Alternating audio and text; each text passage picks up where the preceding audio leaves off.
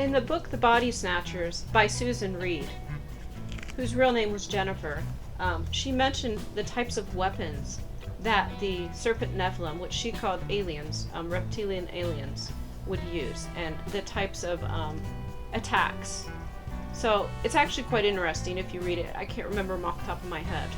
But in the book, it explains physically the types of weapons that they would use, which would be witchcraft, and how they worked.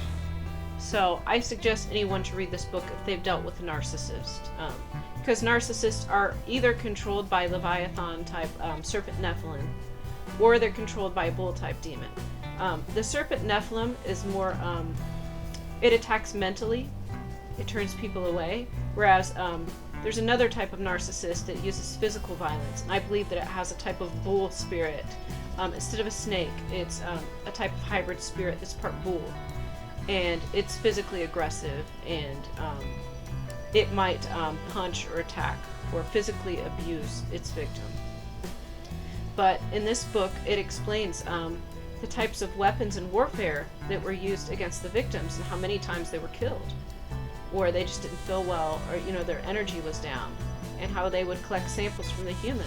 So it was kind of explaining the physical way that witchcraft worked, like the physical weapons that actually existed. So that was quite entertaining to read. And another thing that she mentioned that I personally experienced that maybe most people don't was all of the server equipment and the radio antennas and the radio equipment. I was so surprised when I read about this, because I hadn't really thought about that big antenna that went up onto my roof. And I hadn't really thought about the radio license that my ex-NARC got.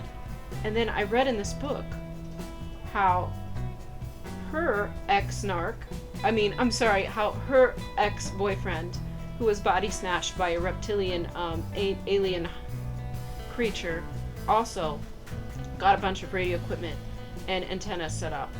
And there was similarities there. And in her book, she said that they used these signals to mind control the people.